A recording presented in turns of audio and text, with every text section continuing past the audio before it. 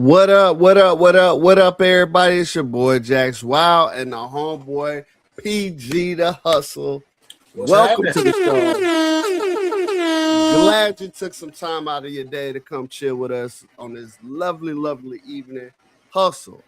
What's How's it happening? going, man? Slow motion, man. Slow motion. Trying to warm up. Temp just dropped on us the last couple of days. I've been out there in it, man. I want to get some feeling back in my toes. Man, you know what? Like, it was hot, like dangerously hot. And then this week, out of nowhere, it got cold again.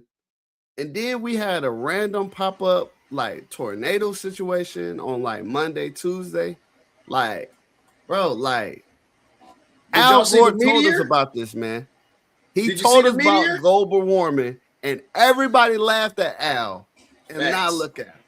Facts. Now Facts. look at us. We don't know if we coming or going.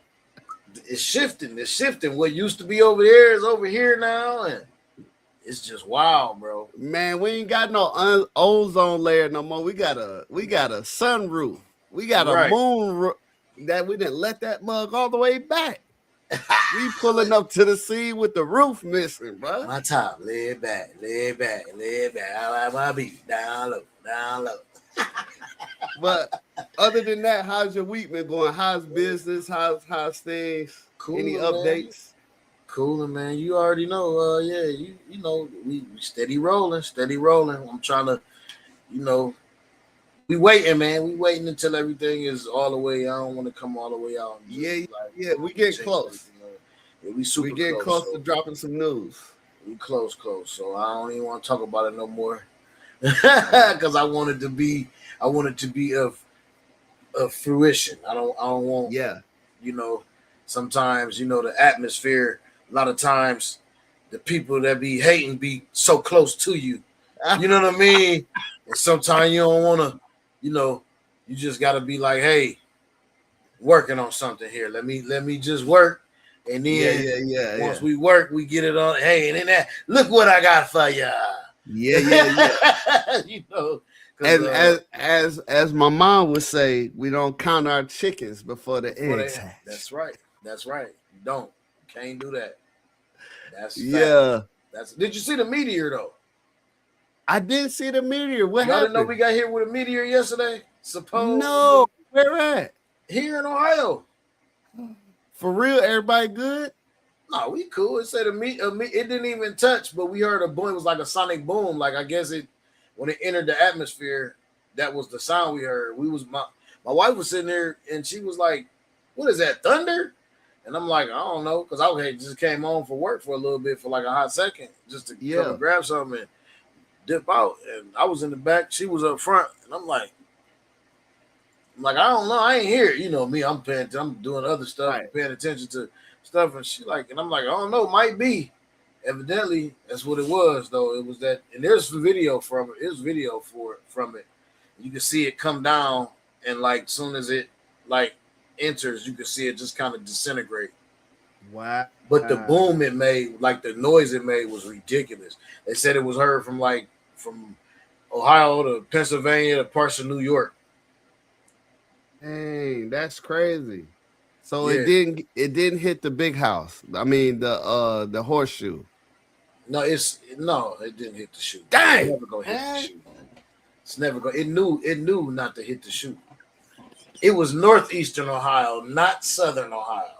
Man, hit the shoe, man. No, it's not hitting the shoe. It hit the shoe.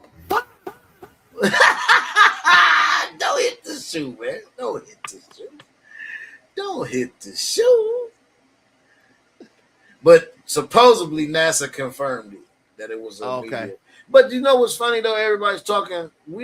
They usually tell us when meteor showers is, or we got one coming. We normally don't get caught off guard like that. But you remember, you don't know. You remember now where we at now, what we got going on. So who knows? And funny coincidence. Funny coincidence is the counterintelligence security dude just resigned because he couldn't bring himself to do what's been told of him to do. Oh. So do we need to put on our tinfoil hats and go in or what? We might. We might need to put the tinfoil. So we might need to start digging them bunkers out. Oh man. Because who knows? Dang. It's like he resigns, and then after that, NASA confirmed. Yeah. But this is supposed to be the counterintelligence dude. There's nothing to do with space, though. Yeah, it's getting a little fishy out here, huh? It's getting real fishy. Getting a little fishy. It smell like we ain't cleaned the tank in months. Got that little green, the algae coming up on the side. We need the algae with that catfish. We need the catfish. Go get the catfish. And it was what they go. Get the catfish. Might need to get another one because tank kind of murky. That's crazy. Man, that's crazy. For me, man, things have been pretty decent. Okay. Over the last week, we talked about it last week. Tanika graduated, so we went to New Orleans last weekend. This weekend, I'm headed out of town, going to the bowling tournament in Reno. So getting prepared for that. My school, my job, my main job, UNC, they're on spring break this week, so very light in the office. And it's kind of, man, it literally be like a ghost town. Like when the no kids are like they either all there or nobody there, except us. I mean, we showing up bright and early. So it's crazy. It's crazy. But we were able to I was still able to work over at Duke because they're back. So y'all see some clips of me doing some refereeing over there, which is kind of funny. So go check that out. That's pretty cool. But other than that, how about we take on a topic or two? So I got 3 quick topics for you. We are still in NBA season. And as I was scrolling through the tickety to the talkity, ran across this article, or not really article, but ran across the commissioner talking about a possible expansion. And we're not talking about just Vegas, which has been talked about, or we're not talking about even Vegas, and then they're trying to go back to Seattle. Mm-hmm. But let's see what he's talking about here. Let me get it pulled up. This morning about the NBA possibly expanding into Europe. What can you tell us about that? Well, it's something we've been discussing for a while, and that is having a separate league in Europe. Basketball is the number 2 sport in Europe after soccer, and there's probably 300 million fans. Many of our top players are European. Roughly 15% of the league is European players. So that the quality of basketball is amazingly, high level there. But they're real quick. Do you think it's only 15% European players? I thought it was way more than that. Nah, they got the stats. It's probably 15. Okay. We gotta take account for everybody that's everywhere else too. Oh, okay. Gotcha. Everywhere else, you know what I mean? Gotcha. Commercial success really ever for a league there. Each country has its own leagues. There's something that's pan-European. So we think there's an opportunity to come in, do something pan-European, have franchises in great European capitals like Paris, London, Berlin, Madrid, etc. So the opportunity is there. It's something we're looking very closely at with our owners right now. We've been out in the marketplace talking to some of the well-known soccer clubs who also field basketball teams, some of the biggest sports brands in the world. So there's tremendous interest. So it's something sort of in the next few months we're going to sort out. But I think there's a very good chance we're going to move forward with something there. Your thoughts? I don't know, man. Like I'm all for it, but I think they should collaborate with the European League that's already there. Okay. Instead of like their own monopoly. Yeah, Because they instead have of their own personal little leagues and pro teams there. yeah, of course. Where else will we get the players from? Yeah. They have But their own league. Like what they're doing is trying to monopolize their own pocket. They're trying to monopolize the US's pocket overseas, which is basically going to draw away from the European League. There is a thing as such called the European League. He just wants the NBA in Europe, NBA Europe. Like he should merge it and help them and bring that with them instead of just, oh, I'm just gonna take a league. We're just gonna build a whole new league over here.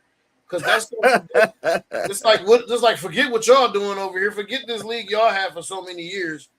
How did it get to be the number one, the number two behind soccer? They're not watching USA basketball, they're watching European basketball. Yeah. If the two things I'm like, one, that's so American of us to just go somewhere else and just set up shop, despite what you already got going on. Sounds very Trumpish.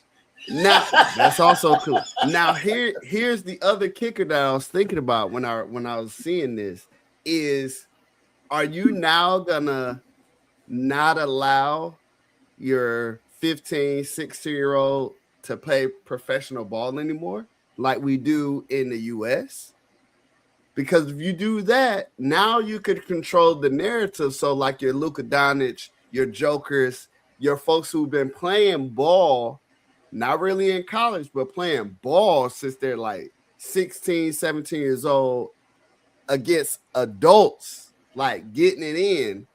Now you take that away because now you're in the NBA, which just means you got to be, I think is 19 or at least 1 year of college or something like that. Just 1 year of college. 1 year of college, or you have to go overseas like Ball did. Play for got the team. He for played whoever, play for whoever and then come back. So I don't know. You know, if you want to put on a tinfoil hat and kind of talk about the conspiracy of it all, is he trying to shut down the European from being as strong and as popular they are before they fully take over our NBA in America? Or is he, like you said, just trying to monopolize basically the world and stamp the NBA on it?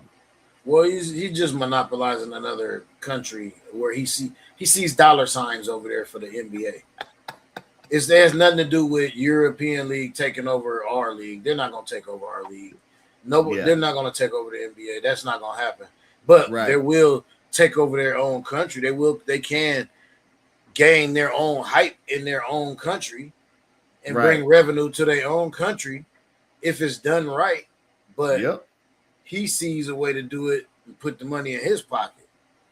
Because he didn't, in none of that clip did I see that he was going to join forces with the EB. I think it's called the EBA or EB, whatever it is, European Basketball Association, whatever. Yeah. He didn't say nothing about merging with them or helping them or none of that. He just said, we going to go create our own thing over there. Now, the one thing I will add, and this is a perfect segue into our second clip. All right. He got problems inside of the NBA that he needs to iron out before we take this thing on the road, right? Mm-hmm. Like, sweep around your own front door before you come sweep around mine. So he has been on record in the public, in the media, especially around All-Star time, talking about teams tanking. They keep tanking, and we're gonna levy issues and levy penalties and take draft picks away. There's no real way to really gauge if a team is tanking, other than your star player does not have a doctor's note, so he's not playing. He got soreness on the knee, so he's not playing. And now you putting, 18th man out there on the floor getting scraped up because we know he ain't gonna take us to win. However, one of the great players in the NBA, Shaq, had this to say. Let's see. Very simple. Jack, how would you address tanking in the NBA? It's very simple. Okay. The teams that don't make the playoffs, the week before playoffs starts, you make them play in a tournament, and whoever wins that tournament gets the number one pick. No more draft balls and all that. The East plays the West, and the worst teams, they play in a round-robin tournament. You make them play back-to-back. Whoever wins that tournament gets the first pick. You want the first pick, win this tournament. What if they took draft picks away from, say, the Utah Jazz? I mean, Adam Silver said he's up for anything. Would that be fair? To me, it's a thin line between tanking and the other word, the PS word. You know, how can you really say a team is tanking? You know, you may do load management and all that stuff, but I'd rather say teams are not playing hard. Like when you say tanking, that just, you know, that gets kind of, you know, fishy with the word. All right, what you think? I like it. I do like it as well. I like think it as it'll be well. more efficient. I like it as well because we get more basketball. Because we get more basketball that is fully competitive. If you knew after the 10th game that it's not an automatic that you're going to get the number one pick, you're going to play hard. Now, the problem lies is if you are on the outside looking in on the bubble and you got the play-in situation and you lose the play-in, now you got to turn around and fight for it. Because if you lose the play-in, that means you didn't make the playoffs. So that means that you were on a cusp of not getting a high draft pick anyway. But now you go to the play-in, to the secondary tournament where you got to play as hard as you can to try to get one. So that team that's not very great at the top, that's like in the middle of the pack, I think it can kind of hurt those guys because, you know, and then you got to talk about the markets of the team. So your Bostons versus your Memphis. You got to talk about your LA versus OKC. But you remember, talk about if they're in the playoffs, they're not included in this. Right, but I'm just talking about, let's say, like, let's just say Memphis is on the outside looking in, right? And then they're not able to hey, what's up, man? Drink. If they're not able to what up, my boy? If they're not able to make the playoffs, then they got to roll to this secondary one, and then it's a round robin. So now we playing back to back to back. Right. I like it, but I just think that team in the middle might experience some trouble. We chilling, man. We chilling, man. What's going on with you? We got to get you in here. We got to get you in here live. Yeah. Man. So party gang, hit us up. We got to get your story, man. We had you on the docket. You had some situations pop up. Shout out to them. But we need to get you back. The link is still open. Hit it and come on back. So the only thing, so going back to that though, the only thing I definitely agree. The only thing that I think that sounds good, but the only concerns I have, one is, and well, actually two, which is going to back what you were talking about, but I'm gonna go with my first one first. The first concern I have is injuries. Oh yeah, because not only have you just played a whole season, but now you're getting ready to try to turn it up so your team can get a better pick. So now you're going to try to play extra hard, and it's a one and done. Yep. So if y'all then got together as a team and was like, yo, we need this guy, we need this first round pick, let's get it, we gonna win this. Then they're gonna be going hard, but y'all aren't the only ones having that conversation. Other teams are gonna be having that conversation too. So that brings about injuries. That's the first one. Second observation that I had is that, yeah, this sounds good and all, but we're only talking about the top. Mm-hmm. What about the middles and the bottoms? How do we decide who gets what then? you're still going to have a lottery. You're still going to have some kind of order or a system where those teams that got eliminated from the play-in or whatever you want to call it, technically, whatever we're going to call this thing, the draft in, call it the draft in for lack of better words, because play-in is already taken. Yeah, play-in is already taken. If we say play-in, then we talking about the actual play, which we're not. We're talking about the draft in. So the draft in, what about the guys that fought? What about the people that just got blew out, that didn't make it? Now, you mean they just get bottom of the barrel? Like, I mean, but what order does that fall in? Like, we can't just, it has to be some kind of, that's why the lottery is there, because it has to be a toss up, because every team has to have a spot. You can't just say, okay, the rest of the teams fight for the best person or the best draft pick, and then the rest, well, we don't care about everybody else.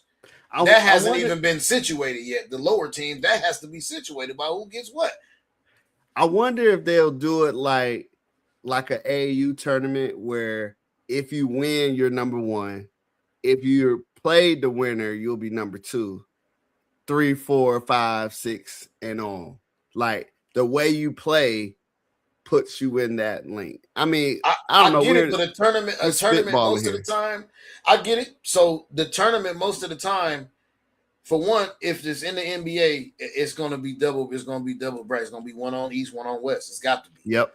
You know what I'm saying? So there are going to be there are going to be teams that fall by the wayside, like get blue. I mean, they might be playing their hardest, but they just ain't got it. They weren't tanking. They just don't have it. They just don't have it. So you mean in theory, they'll never get anybody good. Never. So they'll be stuck at the bottom. Some of those teams, like I said, is in a bad, let's call it, market, because some people don't want to go to Memphis. Some people don't want to go to Canada. Some people don't want to go there. So those teams almost have to get a high draft pick, because whether you want to come here or not, we need to attract revenue. Yeah, we got to get you. We got to put butts in because seats. you're not going to be able to get nobody just off the street in a free agency. We can have all the money in the world in Canada. We could be swimming like Scrooge McDuck. I ain't going. Udonis Haslem was the last great walk-on. Who was? Udonis Haslem was the last great walk-on. Yeah. I ain't seen one since. Man, you seen Leonard went there for a year, won a chip, and got up out of there? Got out of Canada. Got up out of there. Out of Canada. Thank you. All right. Our last little topic here before we bring our guest on. This is a doozy. This is a doozy. So we'll talk about this. I'm just gonna play it, and then we'll get into it. All right, let's get it. This is our head Seth. He is the what is his name? What is he? Pete Hegseth. Yeah. What is Hegseth, babe? Ain't he the defense? Something thing. Head of the defense. Yeah. All right, here you go. He had great words to say about the Straits of Hormuz. Iran not do that. The only thing prohibiting transit in the Straits right now is Iran at shipping. It is open for transit should Iran not do that. All right, it's open. He is saying, so if you've been under a rock, guys, I'm gonna put it up real quick. The Strait of Hormuz. All right, let's see here. Let me share this tab. All right, here we go. Quick little history lesson here. This is that little section right there, that little loop-de-loop right here in this sector. It's the Horn of Hespeth. right? The Strait of Hormuz.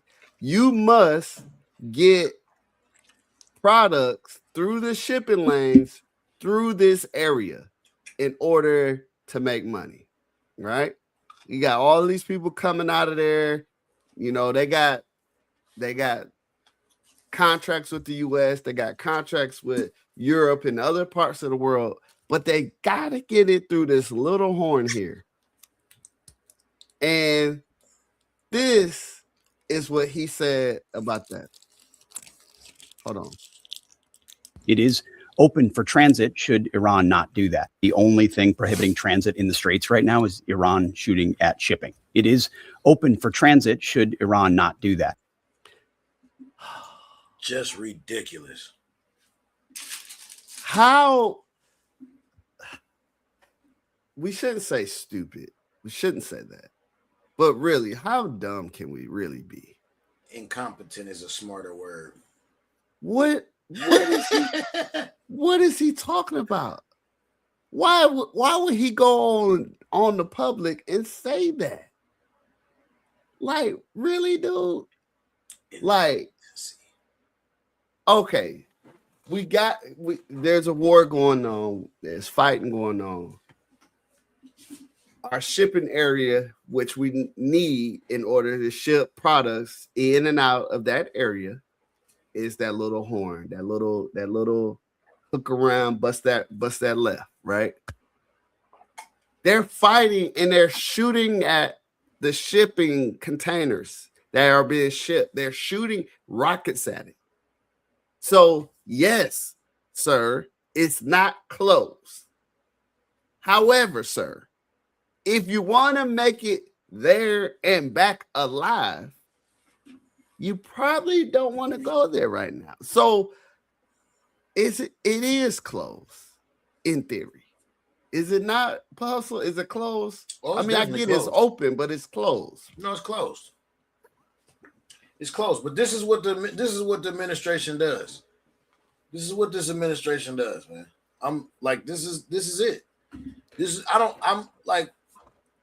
I'm just baffled. Well, I think we talked about this before. I'm just baffled and wonder when people gonna stop believing the lies. Yeah. When people are just gonna be like, hey, everything this man says, or anybody that under him, anybody he directs to say things is a load of crap. It's full of crap. Full of colostomy bag. Because the thing is this. So last week before the students went on spring break, I ask them random questions all the time because they use it so fluently, and they use this word gaslight. And I was like, I hear it all the time, but I said, I'll be honest with y'all. That's not a word I kind of grew up with. So I don't know. No, we didn't. And y'all use it so often. Can somebody explain it? This is the literal definition of gaslight. No, it's not closed. You might get shot up, but it's not closed. Go on over there. That is gaslighting. Would you agree? A form of it, yeah. A form of it. Definitely. Most definitely. Like, brother, please give me a break, man. Yeah. But I don't know. That's the administration, man. That concludes Hot Topics for today. Yeah. We got sponsors. We are sponsored by W Energy. Can you talk to us about W? Hey, man, no jitters, all focus, all natural. Go get you a can, man, for real. Look at this thing. It looks nice. Beautiful. It tastes even better. We took a spin we took a spin through the website a couple episodes back. So many new flavors. New ones added daily. Matter of fact, I am going to grab my next one that I'm going to do is the milk one. Like I said, like I was saying. Oh, okay. Cookies and cream. Yeah, I want to try that one because I had the sample and I liked it. You like it? Yeah, when they sent me out my stuff, they sent me some samples and stuff. And you ran it with the milk or you ran it with the water? No, milk. You gotta those you go with milk. Those you gotta do the milk. Yeah, that because it's a milkshake. It's a milkshake. Okay. Yeah, the other ones is just energy drink. Regular these regular ones are energy drink, just regular just regular energy drink. It's like juice. Okay. It tastes. It's not carbonated. This one is push and punch. So this one's like fruit punch. Okay. And I put ice in it, my shaker, shake it up on the go, out the door, going to work, and focus all day. No jitters. My numbers ain't off. Yeah. You know what I mean? That's And no important. crash either. Like no crash because it's natural. It's like having a cup of coffee. Honestly, you know what I'm saying? Because it's the coffee bean fruit extract that's used. So shout out to W Energy for sponsoring the show. If you would like to get some, go ahead and get some at PG the Hustler for 10% off your entire cart. 10% off full cart. Your entire cart. So fill it up. And then roll over to our website, Black Money Media live.com. Hit that hamburger stack, you feel me? And get over to the Redeployment Podcast and get you a t-shirt, get you a hoodie.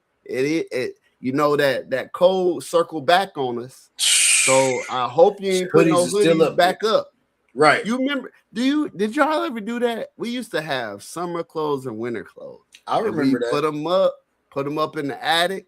Yep. And then you go in it. Now, in theory, you probably outgrew those clothes, right? Sometimes you did. Yeah, you did. You might put that jacket on and them wrists was exposed. My wrist gonna freeze. Bro, you go in there to get your blood pressure ran. They like, don't worry about taking that off. I can get all that. We got it right here. No need to lift your sleeve, sir. We got it right here. We got it right here. So please go check out get you some goods there. We also got some other things on the horizon. We got the relaunching, the rebranding, if you will, of Elbow Grease. It's still out. He's still making it. Still coming out. So, and then we got just our other shows as well. Like we got other shows. Yeah. That's Real out. Game, No Gimmick podcast. Hotter Shots podcast. Hotter Shots show. Okay. It's a trivia show. It's basically like a fun trivia show. Teams. And we just have fun. If you miss the answer, you take a shot or you eat something hot. But the trick is whoever chooses, both partners have to do it. There is no, I'm going to take a shot, I'm going to eat the hot wing or take a hot. The sauces are usually like diabolical. We have them labeled, like we have one, you got to take a waiver, you got to sign with one of them waiver, atomic joints. That sounds fun. I got to watch that show. Yeah, it gets crazy. Y'all shoot it live or y'all shoot it we do a live version, but we're getting ready to put it out show style.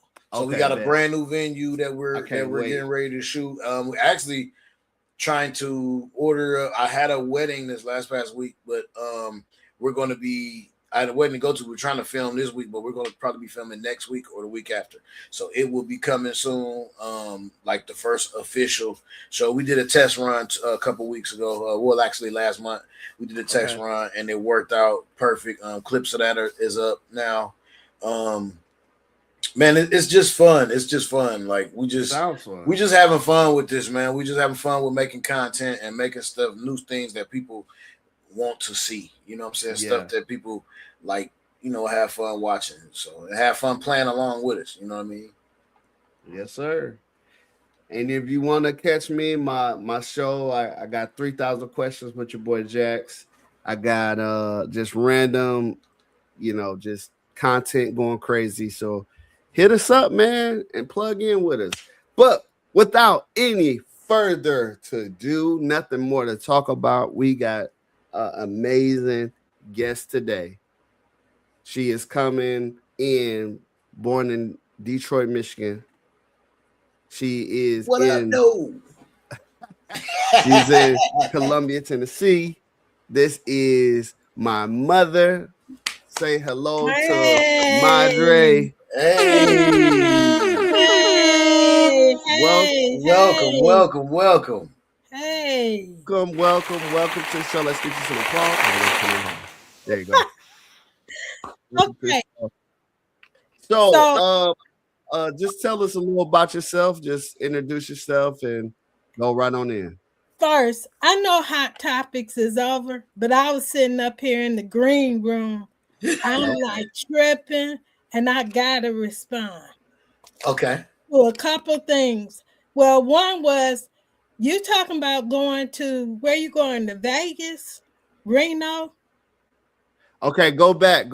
We had blanked out for a second. Oh, okay. Hustle, you still with us? Yeah, I'm here. Yeah.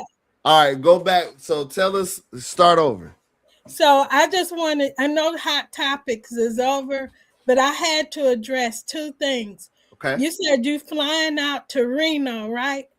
Flying to Reno. Yes, sir. Yes, ma'am. You better be getting on that at the airport now. like get your stuff together. Because see, we was right after the show, just go. Yeah, right after the show. Let's go. Get in that line. I was in New Orleans with them last weekend. Yeah. 2.5 hours in the line, and I missed my flight back to Nashville. Yeah. So I'm just like, no, but on the real note. Well, hold on. Before you move on, now I have been telling you, my lovely dear mother, for years to get TSA pre-check. Because do you know me and my entire family went from the front door to our gate in less than 45 minutes. They almost ushered us right on in there. Like, excuse me, sir, you supposed to be in the parking lot. Let's let this family through. Excuse me. Ballers have it like that. Oh, and they like lifted us and like carried us to our seat, sat us down and gave us blankets. And then the flight attendant was giving us grapes. I'm done. I had enough of this. It's $89 and it works for 5 years. Okay. Divide 5 kids into 89. Clock it. Send that money. Clock it. Send that money. She hit you with it. Send that money.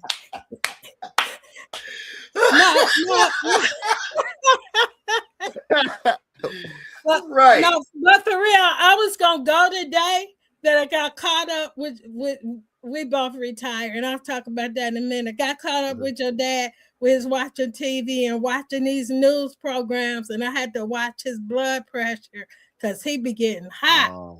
And he need to stop watching this stuff. Yeah. Okay, so let's move to what the man said is open for transit. Are you crazy? Like are you really? So what you want to do? Play Russian roulette? Like technically he's not wrong. He's just not all the way right. Right. Back in my day, they called that a lie. A lie, right? Straight up to the bone lie. Okay. Now, I had to address that. Get that out. No, I had to get that out. Get that out. Yes, get that out. Thank you. Okay. So where are you from? What you do? All that good stuff. All right. So I'm from the D. But I'm in the Nashville area now, in a little small town called Columbia, Tennessee.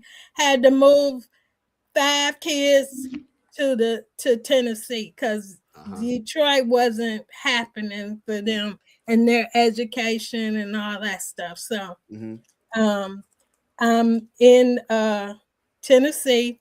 I am a licensed clinical social worker. I retired in December and will start a new job on April the 6th. Let me tell you, I've been home for 90 days and it ain't hitting it. It ain't for you? It ain't for me. So retirement life, coming home, doing some little here, a little there, a little gardening, No. fixing the place up, No. repainting, remodeling, none of that for you? I'm not domestic, and I'm not for all this cleaning and gardening and all that stuff. Not for me. Not for me. Wow. Okay. So I am going to be going back to work. Okay. I have worked for 52 years, and one of the things that I'm going to be doing is I'm a licensed clinical social worker, so I'm going to be doing some therapy with some folks. The people I want to address are my elderly, and of course my veterans, and some young adults, if they're willing to kind of work on doing some things. A lot of people in therapy don't want to do homework and not give out homework. Yeah. That's a huge part of the therapy. Right. Is doing the homework. We kind of talked about this a little bit. I've worked with veterans in probably every job that I've had, and I pulled up my resume, and just to give you a little idea, I've worked in a medical center, I've worked at the VA, and we're going to talk about that for a minute. I worked this is all hospitals. I worked with hospice compassion, and I was a hospice social worker. And I worked very closely with the VSO, the Veteran Service Officer. We was like thick as thieves. And it hurts my heart. He was killed in a motor vehicle accident, but we were tight. I've worked again with the elderly, done some home health. I had Real Talk Counseling, which was a private practice. So I saw people there. I've worked at Rolling Hills Hospital, which is a psychiatric facility. I've worked at state of Tennessee for probation and parole. Oh, wow. Okay. I've also owned Grandma's Place, which was very dear to my heart. That was a daycare, and I started trying to do 24 hours, and it kind of didn't work because people didn't want to pay. But the idea itself is very good. Yeah, the idea itself is excellent. It's because I've seen people at Walmart's at 11, 12 when they used to be open 24 hours a day. And I often wondered how many of those kids was at home with nobody to care for them. A lot of them. A lot of them. So that's kind of, and if I could touch, this is a safe space, right? Of course. I did work for the VA, and I'm not going to say which location I was at, but I will tell you I left there and I was making bank some years ago, $99,000 a year. Whoa! And I worked 7 months, and then I walked away from it. And I'm gonna tell you why. I had homeless veterans that would come in there and they had nothing to eat. And I'm the social worker, right? And we got a refrigerator in the back, and they have boxes. And do you know, I used to take a tray or anything that was kind of big and hold a box up under it so I could sneak it out to that veteran in the lobby. Because he's coming here too much for too many boxes. Ah, brother. Had another incident where I had a veteran, and she was been homeless and she been coming in the lobby, and I worked overnights. So she would come in the lobby, and the security would want to kick her out.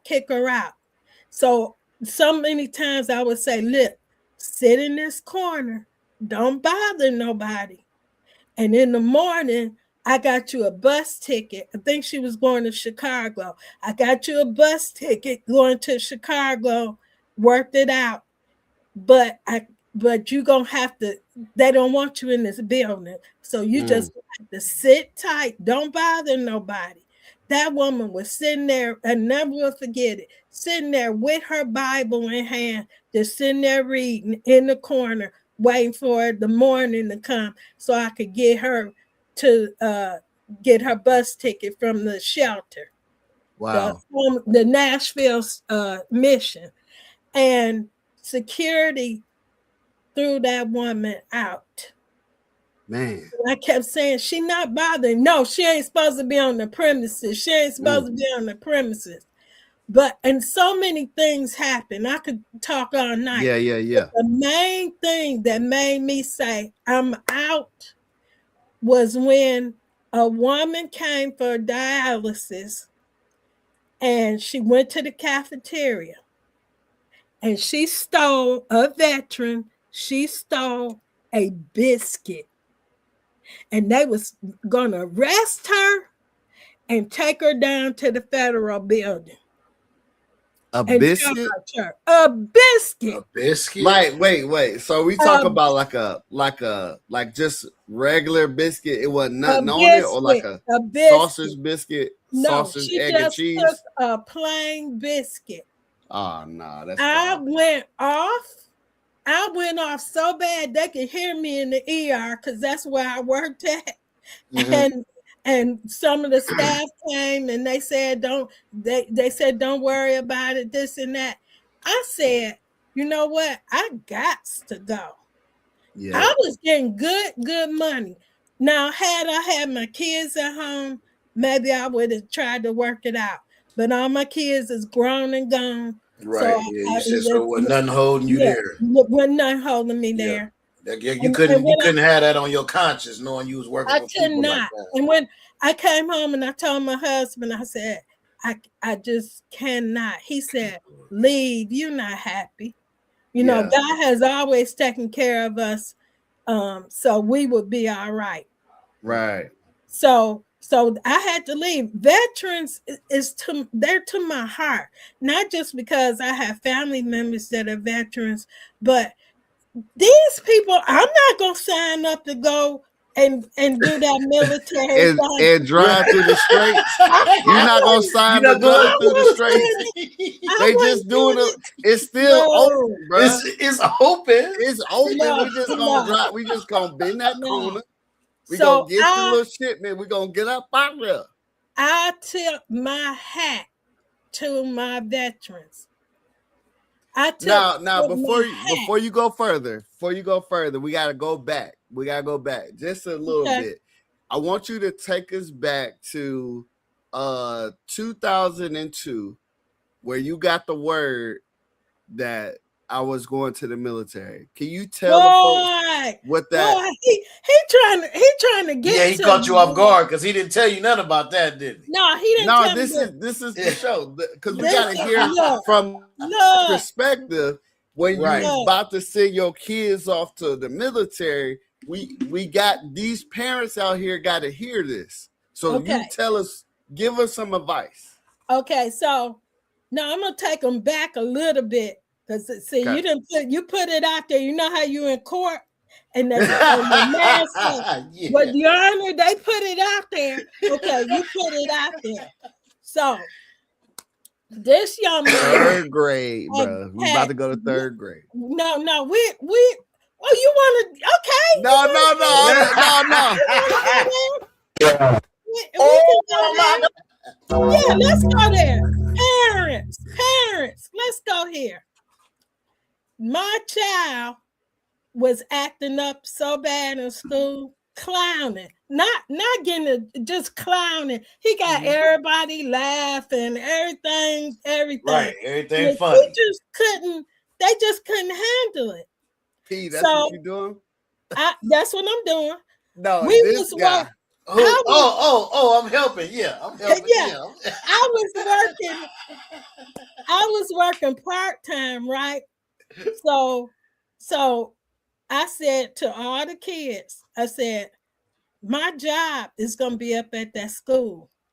I said, so I can't work part-time. So if y'all ain't getting no extras, look to your boy. My job was up at that school, and it wasn't third, this was fifth. Wasn't this fifth? Yeah. My job was up at that school. I told him I'd be there every day. I might not come in the morning, I might not come in the afternoon, and it might be right for time for you to leave, but I'm going to be there. I'm going to be there. Belt in hand, huh? And the kids would tell him, James, you know your mama going to be up here. Uh-huh. But there's a little story at third, but I'm for the lack of time, I'm gonna move on. Yeah. And he graduated high school, right? Uh-huh. Oh, but prior to him, right before he graduated, he left his lunch money. I go up to the school. I was working nights. I go up to the school. I want y'all to know this man had an entourage walking behind him. An entourage of kids. Like, I don't know if they was lined up or what in a single file, but then when he seen me, he goes in the office with me. He told the people in there, let's get some work done around here. To the office staff. This is the kind of dude I'm dealing with. And you in the 5th grade? No, this is when he was in high school. Oh, this is high school. Okay. Yeah. So we got him through high Don't school. be asking no follow-up questions, man. I need all of them. And I got it. We get him through high school. He decides he want to go to college. Now, we didn't have a little debate about this. He says it was 2. I said it was 3, but maybe it was just a 2. We done paid, put him in an apartment at Vol State.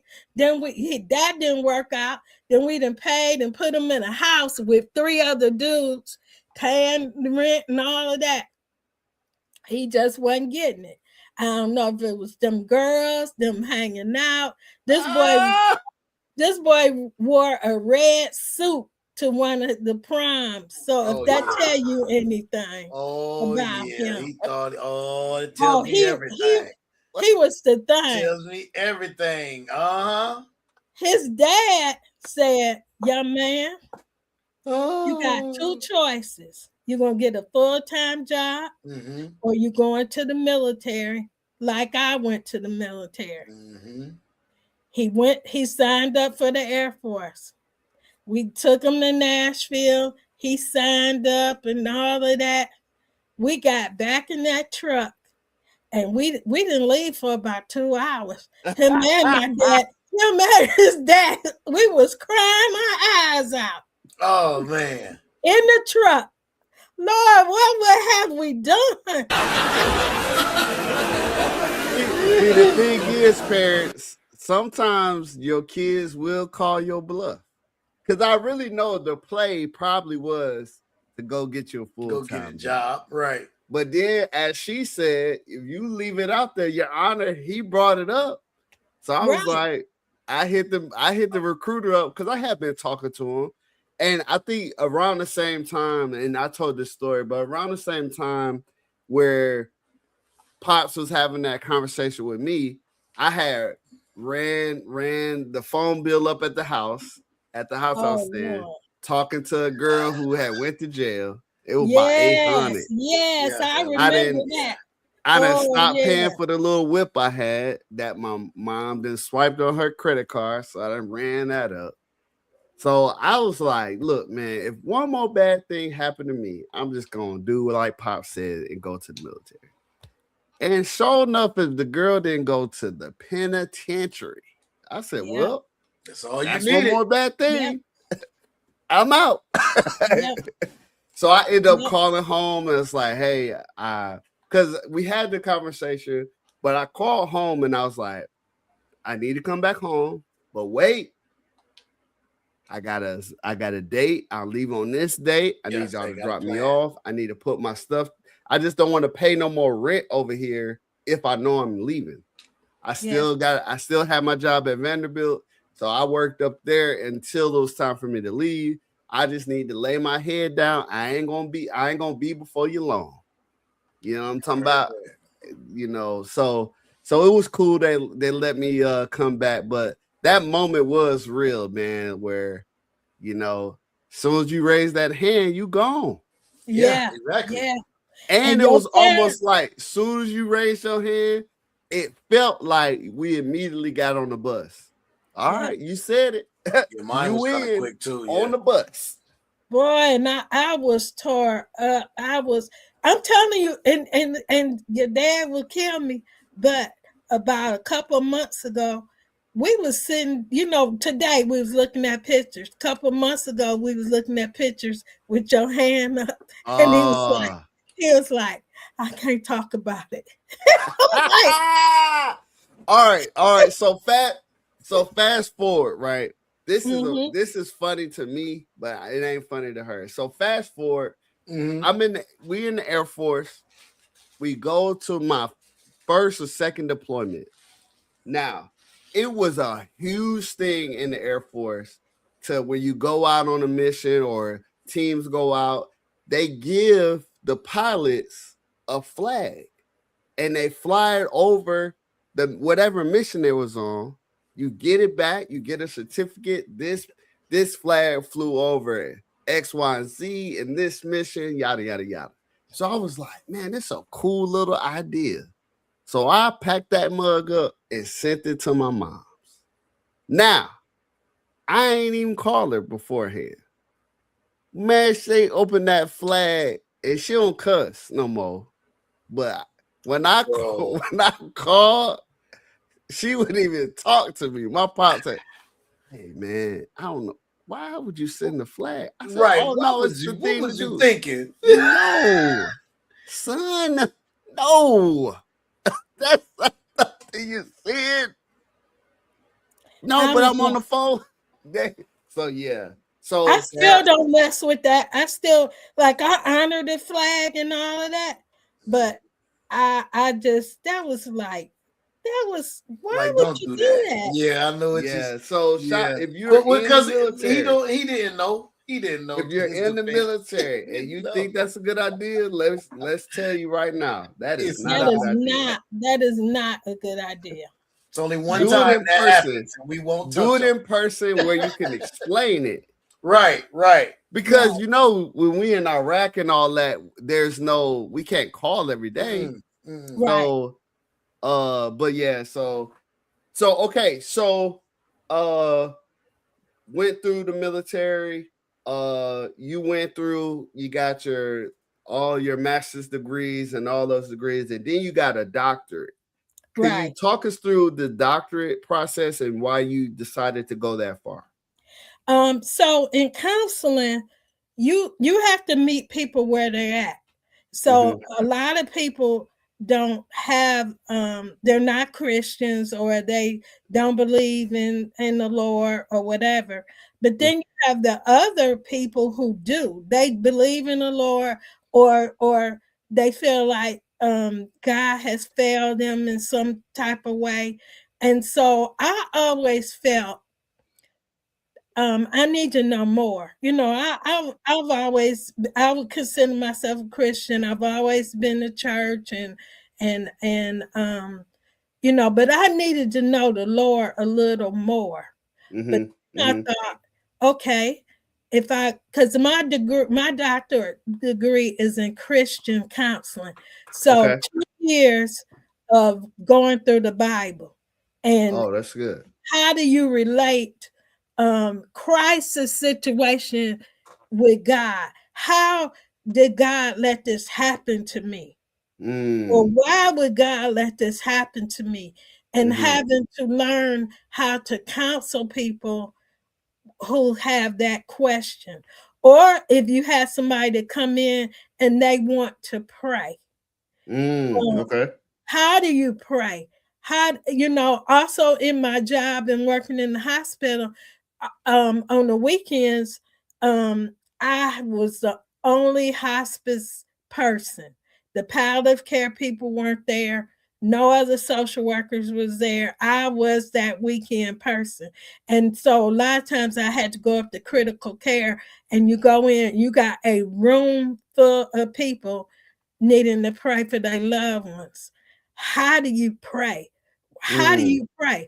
If you pray, Lord, heal this person, that might be what you want to say. But when somebody's in critical care and you got a family, the most you might want to say is, Lord, help them to accept your will. What's your will? You never say, Lord, heal this person, because we don't know. And we're all going. I hate to think about it, but we're all going. And so you got to be cognizant of people and the people you're around. And so that's why I basically wanted to do it for myself, to learn the Bible more, or other interpretations of the Bible. And I tell you what, when I was in my program, everybody, and I don't know if this is political correct or not, but this is a safe space. Everybody in my program was a Republican, and they were rah-rah for Trump. And I was the total opposite. So we had some thoughts about that, and they were taking a trip and going to Washington. This was the first time he was in there. And I was like, no, I'm not buying that ticket. They was going on the bus and all that. So that was issue there as well. But when I see people I want it to be a safe space, and if they want to pray, let's pray. If they want me to hold their hand, we can hold hands, And again, I needed more to be the best counselor I could be. That's awesome. So that segue into you being a social worker, and then elevating that into a counselor, and then elevating that to Christian counseling. So now I feel like you can pretty much tap all areas of a person's needs. Very throw case management in that little scenario. Case management too. Yep. Yeah. I am very well-rounded. And let me tell you, people, I'm 68 years old. For me to say, pat myself on the back, that took me being in my social work program. I graduated 22 years ago as a social worker. And before I went in that program, I couldn't pat myself on the back. I have had a lot of traumas in Detroit. I'm an adult child of an alcoholic. I have all my brothers were alcoholics or addicts, all of them. All my uncles, and my father had like 12 brothers and sisters. So I come from a long line of alcoholics and addicts, all kind of physical abuse, sexual abuse. And my son said, I don't cuss anymore. I'll tell you, this is not funny, but when my father, old friends, would try to mess with me or something, I would cuss them out for real and take a glass Coca-Cola bottle and put it up to their neck and say, I will cut your throat. I'm not going to be a victim of that. I was not going to be a victim. And so I have a lot of resiliency in me. And where do I challenge that? I challenge it in social work. And I tell people, you can. Because if I can, you can. So basically, you're telling them not what you heard, but what you know. What I know. What I and know. that's good. And that's good. What I So know. social worker, best kind of advice. yeah. So now with getting to that point now, I believe you probably got an infinite amount of resources you could provide for us. And However, I brought some with me. One I want to say, because I don't have a paper for it, but I want, if you could, I don't know if y'all can put it online or if people can just write it down. It is very, very easy. It's called Find, FIND, help, HELP .org. findhelp.org. And guess what? That's national. Okay. You go to that website and they might ask you a few questions, but the main thing, you put in your zip code. And I was playing with it because I thought it was just Tennessee, but I was playing with it and I did 27703. I think that's your zip code. Oh, that's mine. Yeah. Look at the, you just put in what you need: food, housing. Wow. Whatever. So that's a main one that I want to make sure that people have. And you said, there it is. Findhelp.org. Very good. Yep. So I asked you before the show if you could give us, you already gave us one. So give us 6 more resources that can help us, whether we're talking about a veteran, where we're talking about somebody in a dangerous situation, where we're talking about whatever you feel like is important that most people don't know. And what we are going to do is we're going to schedule to come on this program at least once a month to reiterate these resources that can help folks get along. So however you want to do it, greatest to least or least to greatest, but give us breakdown about 6 more of those bad boys. Okay, so the next one is not so much a place or a website, but if you are a veteran, let's say you're a newly veteran, and you can Google this, but in your town, you need to find your VSO officer. Mm-hmm. That's your Veteran Services Officer. Mm-hmm. They have your information. And in our town, like here in Murray County, we have a Veterans Memorial Building, and that's where the VSO officer is stationed. Okay. In Nashville, the VSO, they have several. They have about 5 or 6. They're all in the VA hospital. Okay. So if you're walking out and you're first deployed and you really don't know, I know they give them a lot of handouts and stuff, but the first person you want to make yourself familiar with is your VSO officer. VSO. Okay.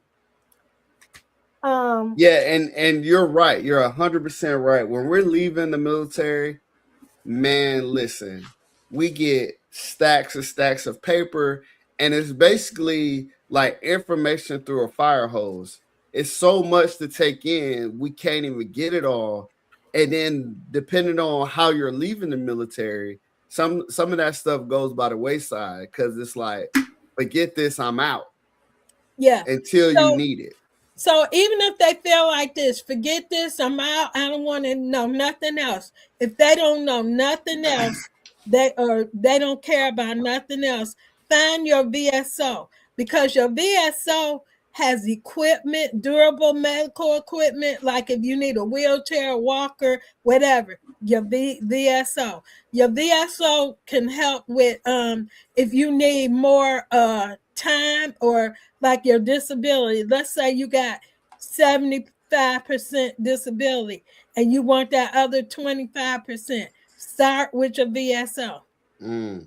Your VSO will help with let's say when I was doing hospice and I was working in conjunction with the VSO here, we did aid and assistance.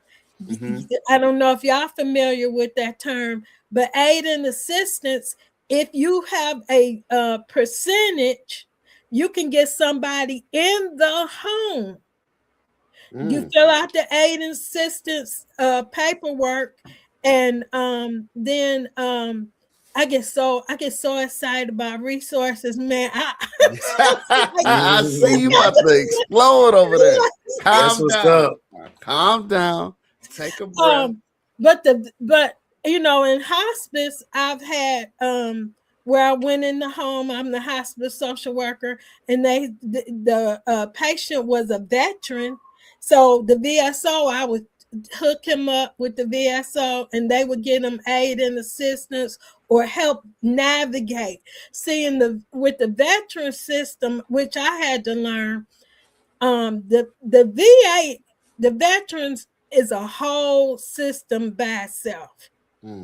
It's like, you know, even in the VA, you know what they talk. If you work in the hospital, they call the regular people the community. Oh, you can go to a community doctor. I heard that just the other day when I was at the VA. They're called community. So the VSO, that's 2. Okay. So that's 2. There's another organization, and we have one right here in my town. I when I saw patients in the hospital, I made out a sheet, and I put the VSO and their phone numbers and stuff. And then I also put Operation Stand Down. Have y'all heard that term? I haven't heard that. Y'all are veterans. Come on. That's why we got you. That's why we got you on, so we can. That's a resource for all veterans. Type in Operation Stand Down. Okay. And they should be worldwide. Okay. Now veterans can get their cars repaired. And I don't know if this is local to Tennessee, but I'm going to give you the website. It's a long one. It's called Working Cars or WorkingFamilies.org. Working Cars or WorkingFamilies.org. That's a good one. Now, is that for the number 4 or FOR? FOR. Okay. And then let's see. Catholic Charities. Catholic Charities. Now, the only one I have is Catholic Charities of Tennessee. But there, and I can give you, let me go ahead and give you that phone number. And then if it's in your state or your area, they can help, they can direct you. That's a 615 area code 352 3087.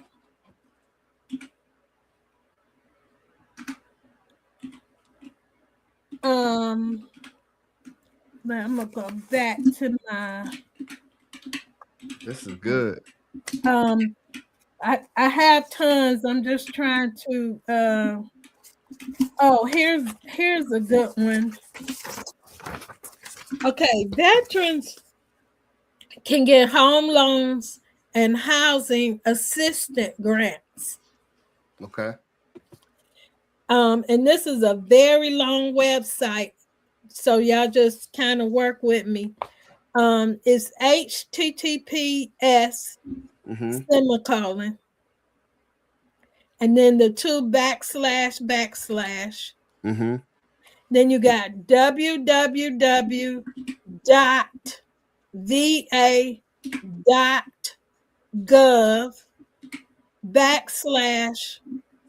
HOUSING, and then there's a little slash in the middle, housing assistance.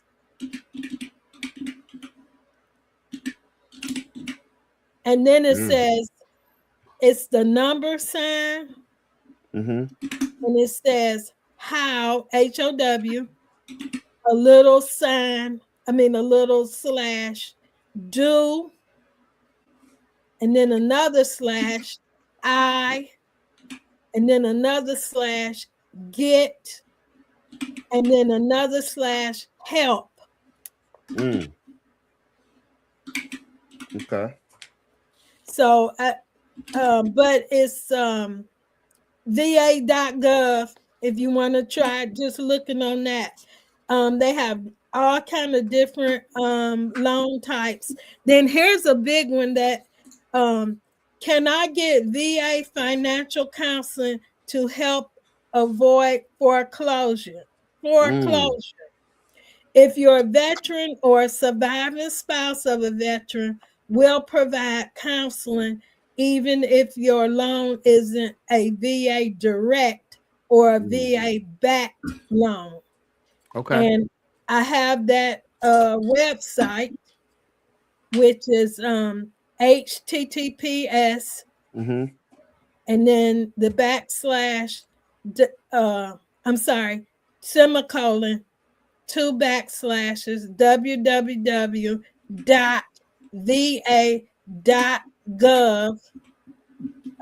backslash housing and a little dash assistance.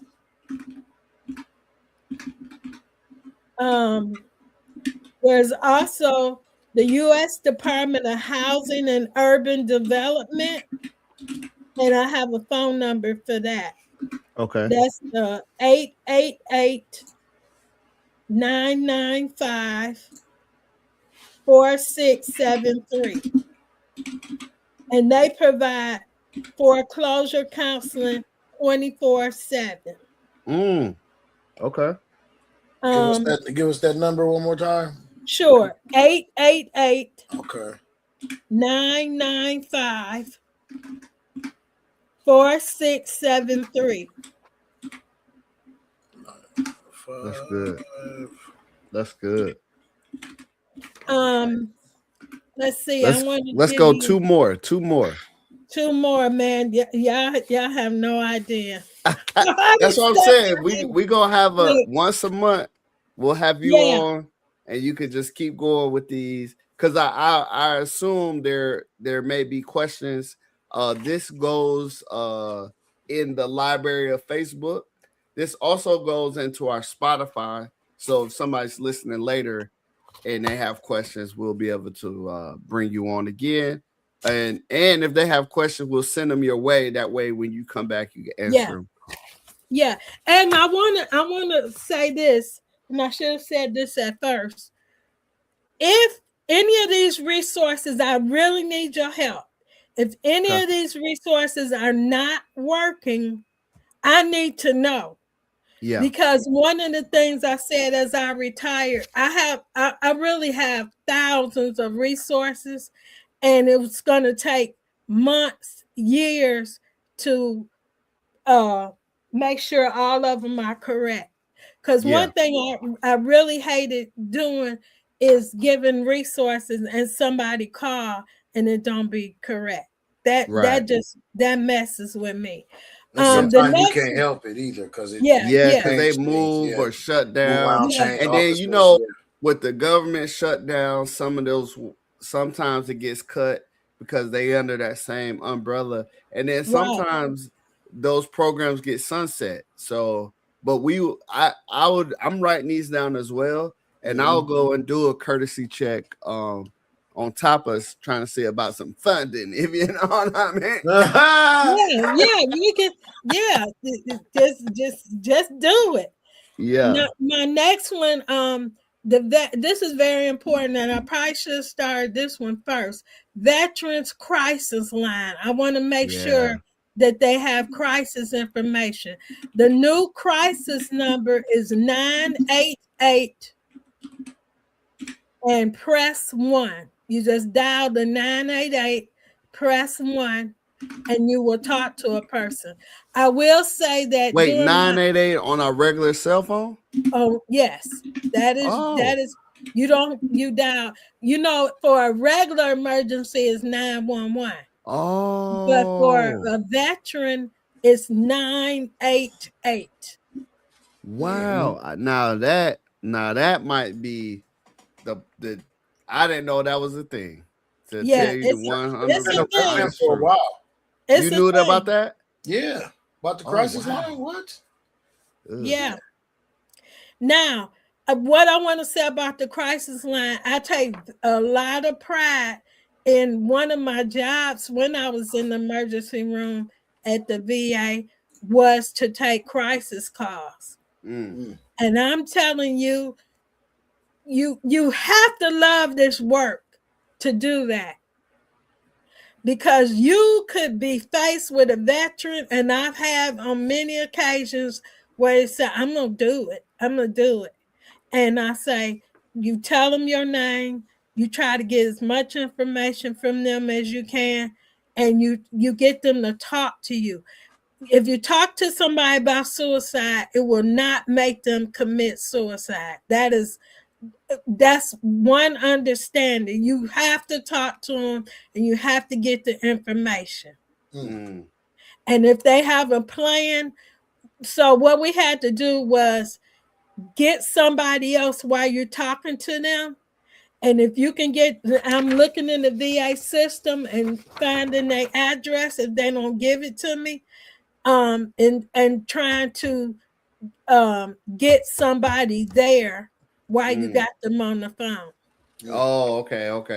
So that's a skill you have to, and I'm a talker. So and people find me approachable.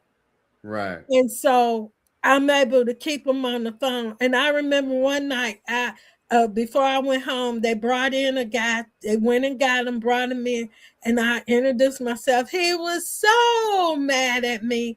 And I said, you know what? I'm so glad you're mad at me because you're still alive. Right.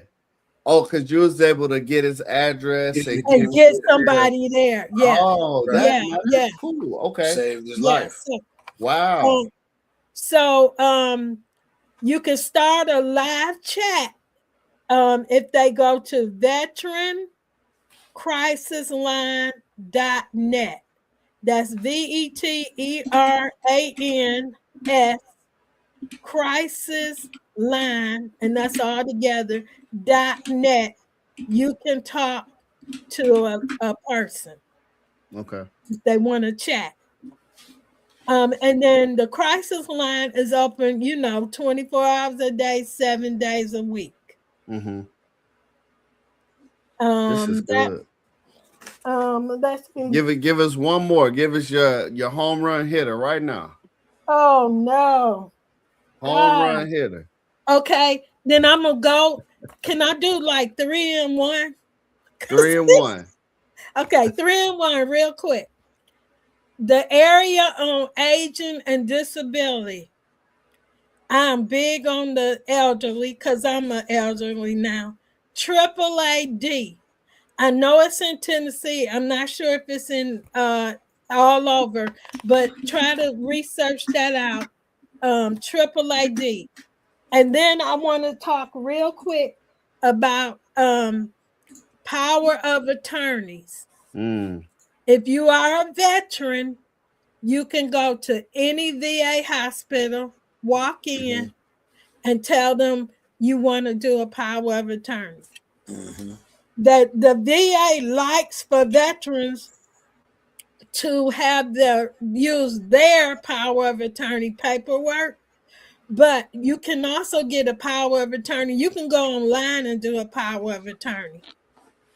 And the last for my 3 and 1, advanced directives. Y'all know what that is?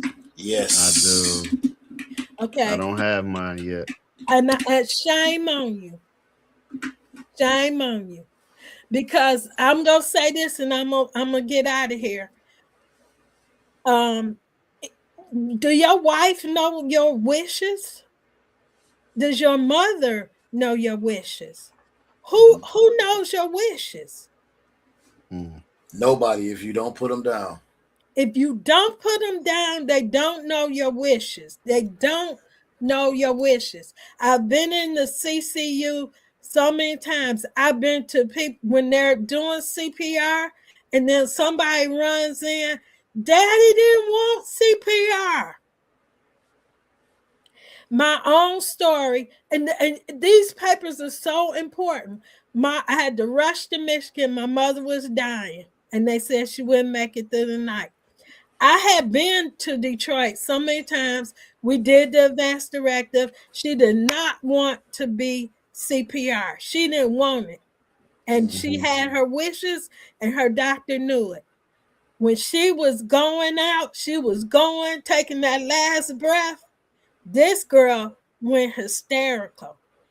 Help her! Help her! Somebody help her!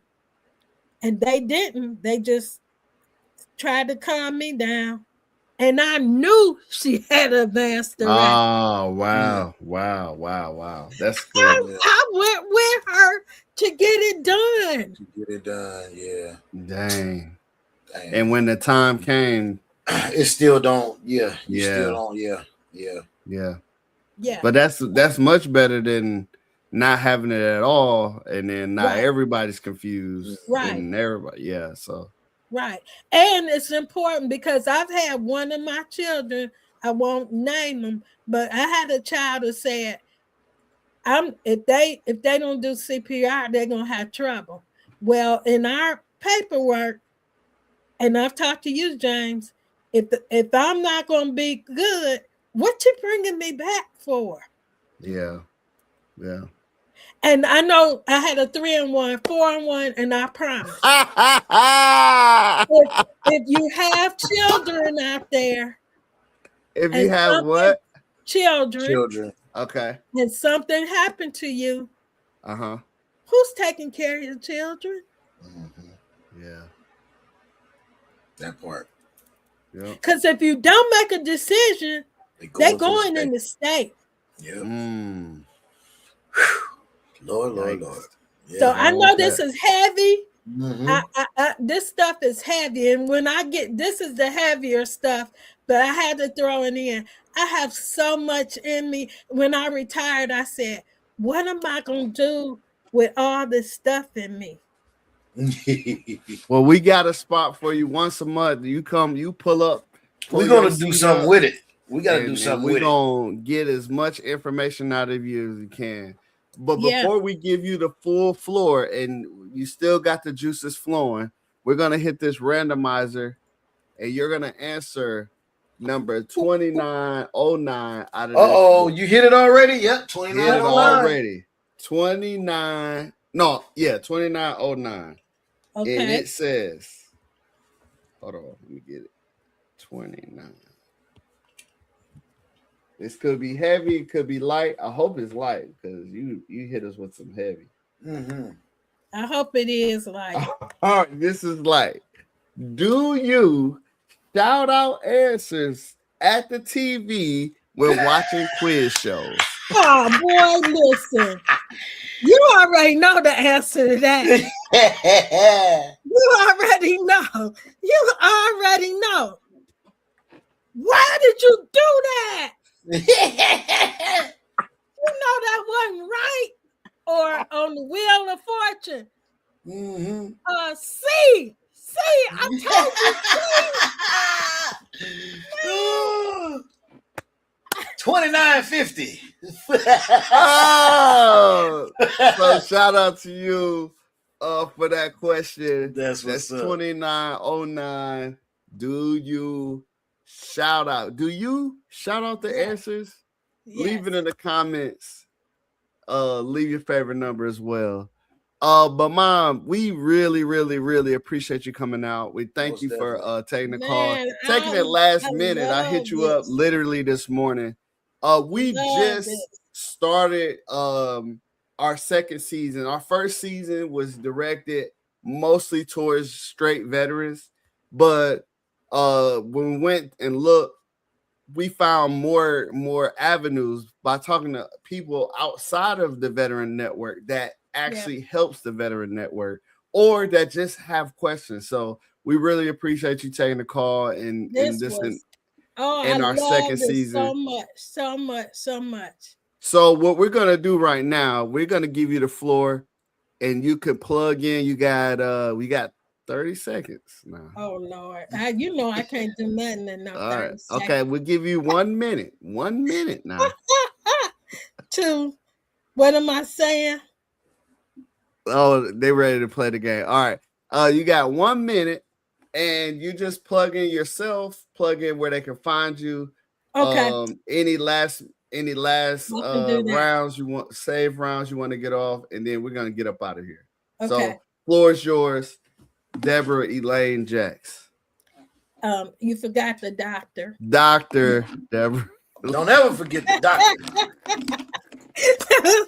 I'm not like that. Look, this has been a joy. Anytime I can share resources and help people, that's me. And you just have to know your calling. My mother-in-law used to tell me all the time, know your calling, know your niche.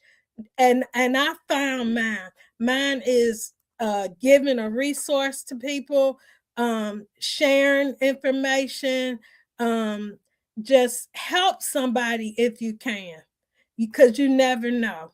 So that's just my main thing. I just want to help, and now I have the space to do it as a semi-retired person. So yeah. All right. Well, if that is gonna be all, we thank you for pulling up. PG, do you have any closing comments? No, I cannot follow that. I'm clocking it. Bro, stop doing that. I just learned this, boy. Clock it. All right. Hey, y'all. Thank y'all for pulling up. Thank y'all for coming to the show. Most definitely. Search up Debra E. Jacks in Facebook. You'll see her stuff there. We have her email that we will also tag in this show. Yes. So please, that's her email. If you have further questions or comments or concerns, please hit her up. Remember these resources, and we will find a way to get them out. Maybe we'll just do a daily post of 1 or 2 of these, just to keep them fresh on people's mind, because people need them. She wouldn't be talking about this if it didn't really happen. And so without any further ado, look, this has been a great show. Look, we love you, and there is nothing you can do about it. All right. We'll holler at you later. All right. Bye.